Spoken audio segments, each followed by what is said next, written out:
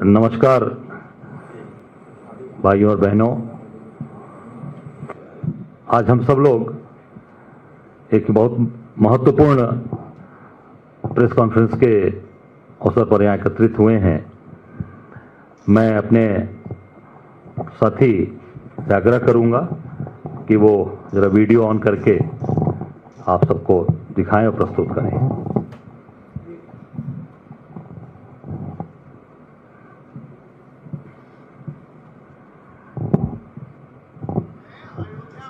हम आज रामपथ का एक दौरा लेंगे। इस पर कितनी शराब की दुकान है? ठेका नंबर 1 विदेशी मदिरा एवं बियर, लेफ्ट हैंड साइड पर एक और दुकान दिखी। शहर का नाम अयोध्या है, रास्ते का नाम रामपथ है और शराब और मैखानों का ये आलम। एक और दुकान जस्ट मदिरा। लीजिए साहब, लिकर वाला स्कॉच बियर अयोध्या में दुकान नंबर 5। भीड़ जमी हुई है। ये जो रामपथ है इस पर हर किलोमीटर पर एक ठेका है और वो देखिए सड़क के दूसरी तरफ 6वां ठेका। अयोध्या के एंट्री पॉइंट में इस तरीके के बियर के कैन पड़े रहते हैं। 7वां किलोमीटर है ये जब हम अयोध्या से चले हैं और ये 7वां ठेका है। सरकार कहती है पीने नहीं देंगे, लेकिन अनुमति देने वाली भी सरकार है और ये काम किसी और का नहीं है, उत्तर प्रदेश की सरकार का है। ये श्री राम के नाम पर बेचा जा रहा है जाम। ये अयोध्या नगरी जो भगवान श्री राम की जन्मस्थली, जिसको इन्हीं की नगर निगम कार्य समिति ने 1 मई 2025 को पूरे 13 किलोमीटर की मार्ग पर इसे प्रतिबंधित किया गया था। और आज आप देख रहे हैं कि यहां पर मदिरा की दुकानें अयोध्या भगवान राम की जन्मभूमि पर ये शराब की दुकानें खोली गई हैं। इसमें एक स्थान है साहबगंज, दूसरा अंगूरी बाग, तीसरा विकासगंज और अयोध्या कैंट बस स्टेशन के पास इस शराब की दुकानें संचालित हो रही हैं। ये पूरी तरीके से जो अयोध्या को सरकार बड़ी बड़ी बात यूपी के मुख्यमंत्री आदित्यनाथ जी के द्वारा की गई कि यहां पर प्रतिबंध लगाया गया, इसे बंद किया गया और ये आज आपके सामने चीजें आ गई। और मैं समझता हूं कि ये पूरी तरीके से ये सरकार शराब से केवल पैसे कमा रही है और हर स्थान पर पूरे प्रदेश के गलियों में, गांवों में 4-4 दुकानें हर गांव में, और भगवान की नगरी अयोध्या में आप देख सकते हैं कि पूरी तरीके से इसको इन्होंने मदिरामय बना दिया है। और इसको पूरी जितनी भी इनके सरकारी आंकड़े हैं, सरकार के ही जो नगर निगम ने प्रतिबंध लगाया था उस सरकार ने इसको चालू करने की इनको अनुमति दी है। ये मैं समझता हूं कि पूरे अयोध्या वासियों का और पूरे जो हिंदुत्व की बात करने वाली सरकार है, ये निश्चित तौर से सबके माथे पर कलंक है। ये दूसरा मैं कहूंगा कि वीडियो और जरा जारी दिखा दें जिसमें सरकार आंकड़े छुपाई है और लगातार सरकार ने देश की जनता से और आप सबसे झूठ बोला है।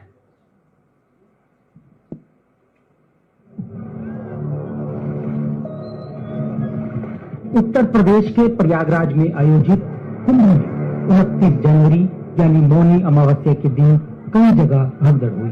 यूपी के मुख्यमंत्री योगी आदित्यनाथ ने भगदड़ की इन घटनाओं में 37 लोगों की मौत की बात कही, लेकिन बीबीसी की पड़ताल में कम से कम 82 लोगों की मौत का पता चला। हालांकि सरकार ने अभी तक भगदड़ में मारे गए लोगों की आधिकारिक सूची जारी नहीं की है। साथ में थे भाई हमारे गिर गए, जो गिर गया वो फिर ढूंढ रहा था जहाँ बॉडी पड़ी थी पूरा, उसमें मेरी माँ का बॉडी थी, तो मैं खींच के निकाला नीचे से। बोली सूरज के पिताजी मुझे भी बचाओ, लेकिन मैं क्या बता, उसके पहले मैं ही दब के चला गया। मैं जब पहले दब गया, उसके बाद दो लोग वो देखे तड़प रही है, चिल्ला रही है कि कोई बचाए, कोई बचाए। भाई बचाने वाला उस समय कोई नहीं है। 36 मृतकों के परिवारों को 25-25 लाख रुपए का मुआवजा दिया गया है। 26 ऐसे मृतकों की यूपी सरकार की तरफ से 5-5 लाख रुपए कैश दिए गए। ज्यादातर परिवारों का कहना है कि यूपी पुलिस ने उनके घर आकर ऐसे कागजों पर हस्ताक्षर और अंगूठे लगवाए हैं, जिसमें भगदड़ की जगह अचानक तबीयत बिगड़ने से मौत होने की बात लिखी है। इसी तरह हरियाणा के अमित कुमार की मौत को भी सरकार ने कुंभ भगदड़ में नहीं माना। अमित कुमार भारतीय सेना में काम करते थे। मैं बस आवाज लगा रही थी, कोई तो हमें बचा। तीसरी कैटेगरी उन 19 मृतकों की है जिनके परिवारों को यूपी सरकार की तरफ से कोई आर्थिक मदद नहीं मिली। कुंभ भगदड़ को 4 महीने से ज्यादा का वक्त बीत गया है, लेकिन अभी भी कम से कम 50 ऐसे परिवार हैं जो इस बात का इंतजार कर रहे हैं कि यूपी सरकार उनके परिजनों की मौत की सच्चाई को स्वीकार करे। आपके सामने आपने देखा ये पूरी प्रस्तुति थी जो सरकार अपने देशवासियों से और अपने सभी इस देश के जो हमारे साथी हैं, भाई हैं, उनसे पूरे तरीके से झूठ बोल रही है। सरकारी आंकड़े बनाम जमीनी सच्चाई महाकुंभ का आपने देखा ये भयावह तस्वीर। इसमें जो सरकार ने अभी तक कोई आंकड़े जारी नहीं किए, अभी तक कोई आंकड़े नहीं जारी किए हैं। जो 29 जनवरी को घटना घटी और कई जगह पर ऐसी घटनाएं घटी, इसमें 37 लोग तो ये बता रहे हैं, पर जो रिपोर्ट आ रही है एक प्रमुख समाचार समूह की तरफ से कि उसमें 82 लोग मरे हैं, जिसकी उन्होंने जाकर जमीनी सच्चाई गांव में, घर में, परिवार में जाकर जानकारी की है।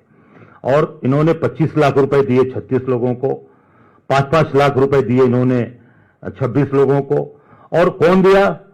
राजस्व का कोई अधिकारी नहीं गया था वहां पर, पुलिस के लोग जाकर, और किस मद से इन्होंने पैसे दिए। और पुलिस को देने का अधिकार ही नहीं है। पैसा अगर देने का अधिकार सरकारी व्यवस्था में है तो वो डीएम या तहसील के लोग, एसडीएम, नायब तहसीलदार, तहसीलदार जाएगा, राजस्व को लग जाएंगे और पैसा जाकर देते हैं और उनसे सिग्नेचर कराते हैं। पुलिस कैसे गई थी? पुलिस किसके कहने से गई थी और किस तरीके से पुलिस से जाकर लोगों को पैसे दिए और उनसे अंगूठे लगवाए और उनसे दस्तखत कराए? ये एक बड़ा प्रश्न है कि सरकार ने किस तरीके से पुलिस को वहां पर भेजा। और इसमें आप देख सकते हैं कि इसमें 19 लोग जिनका कोई उनका वारिस नहीं था, कोई उनको जिसको पैसे दे सके।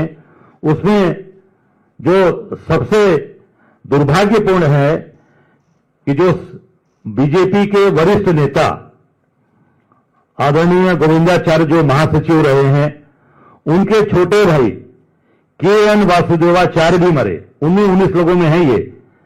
इनका भी कोई वारिस नहीं, और जिसको उसमें कोई भी पैसा, जो कि लाश बनारस गई थी, बनारस गई लाश, और वो लाश का जो दाह संस्कार हुआ के.एन. गोविंदाचार्य के छोटे भाई का, के.एन. वासुदेवाचार्य जी का, वो हरिश्चंद्र महाशमशान घाट है, हरिश्चंद्र घाट पर उनका हुआ। जो महिला उनके साथ रहती थी उन्होंने ये बात बताई है, और उन्हें भी कोई वारिस न मिलकर उनका भी लावारिस से दाह संस्कार किया गया।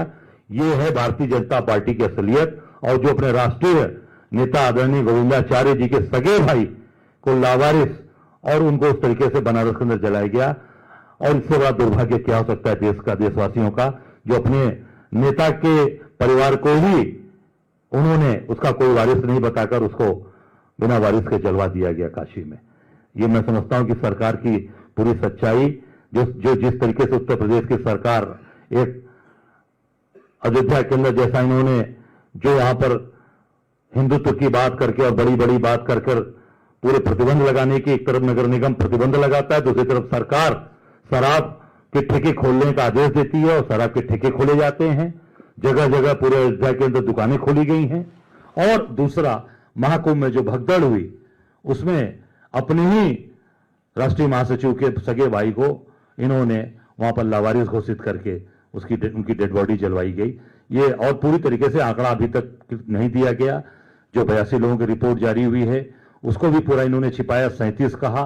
और उसमें तमाम सरकारी अधिकारी कर्मचारी, एक वहां पे गाजीपुर के अंजनी राय थे, वो भी उसी भीड़ का हिस्सा दबके मरे दरोगा थे, उसको भी दिखा दिया। उनके घर गया था, वो गांव गाजीपुर के रहने वाले थे बसुका के, उनको भी दिखा दिया कि भीड़ से वो हार्ट अटैक हो गया, उनका हार्ट अटैक से उनकी मृत्यु हुई थी, पर हार्ट अटैक से नहीं हुई थी, वो भीड़ के दबाव के क्योंकि बचाने में लगे थे और बेचारे वहां पर शहीद हुए।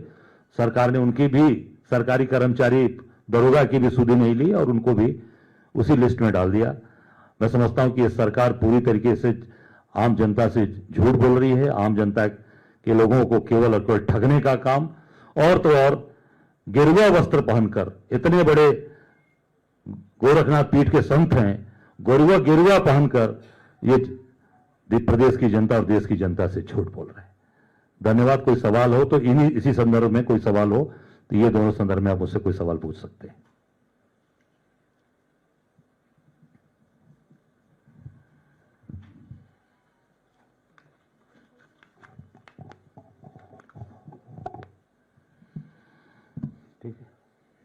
ठीक है, नहीं, सवाल इसी से संबंधित रहेगा जो भी सवाल। ये 1 मई 2025 को नगर निगम के कार्य समिति की तरफ से 13 किलोमीटर के मार्ग पर शराब मांस की बिक्री पर प्रतिबंध लगाने का प्रस्ताव पारित किया गया। जी धन्यवाद, बहुत धन्यवाद, शुक्रिया।